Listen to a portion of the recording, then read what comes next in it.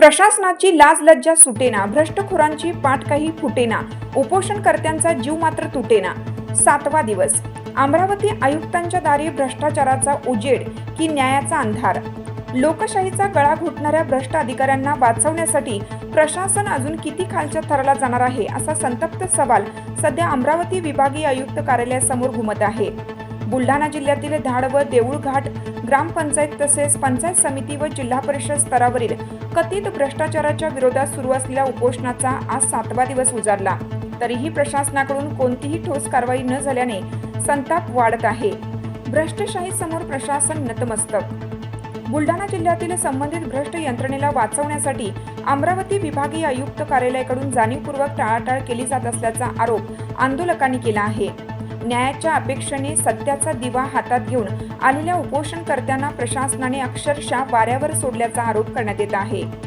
एकीकडे भ्रष्टाचाराचे दिवे उजळत असताना न्याय मागणाऱ्यांचा दिवा विझण्याचे पाप प्रशासन करत आहे का, असा सवालही उपस्थित केला जात आहे। सध्या पवित्र रमजान महिना सुरू असून ईदचा सणही जवळ आला आहे। अशा परिस्थितीतही न्याय मिळावा म्हणून जिल्हा अध्यक्ष झाकीर मिर्झा आणि रिजवान खान यांचे उपोषण सुरूच आहे। आंदोलकांच्या म्हणण्यानुसार न्याय मागणारे रस्त्यावर उन्हात बसले आहेत, तर भ्रष्टाचार करणारे अधिकारी थंडगार एसी कार्यालयात बसून सुरक्षित आहेत। जनतेचा संतप्त सवाल। 7 दिवस उलटूनही विभागीय आयुक्त श्वेता सिंघल यांच्याकडून ठोस कारवाईचं आश्वासन मिळालं नसल्याने आंदोलकांचा संयम सुटत चालला आहे। जनतेतून आता काही टोकदार प्रश्न विचारले जात आहेत। भ्रष्ट अधिकाऱ्यांना पाठीशी का घातले जात आहे? उपोषणकर्त्यांचा जीव गेल्यावरच प्रशासन जागे होणार का? अमरावती आयुक्त कार्यालय हे न्यायाचे मंदिर आहे की भ्रष्टाचारांचे आश्रयस्थान? लढा निर्णायक टप्प्यावर।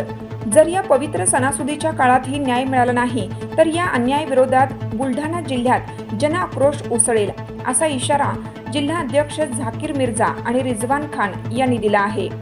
बुलढाण्यातील भ्रष्टाचार विरोधातील हा लढा आता निर्णायक टप्प्यावर पोहोचला असून न्याय जिंकेल की भ्रष्टशाही पुन्हा डोकेवर काढेल, याकडे संपूर्ण राज्याचं लक्ष लागलं आहे। कायदा लाईव्ह बातमीसाठी बुलढाणा जिल्हा प्रतिनिधी झाकीर मिर्झा, संपादक सौदागर मोहम्मद रफी। ताज्या घडामोडी जाणून घेण्यासाठी कायदा लाईव्ह न्यूज या यूट्यूब चॅनलला सबस्क्राईब करा। बेल आयकॉनवर क्लिक करा। लाईक, कमेंट, शेअर करायला विसरू नका।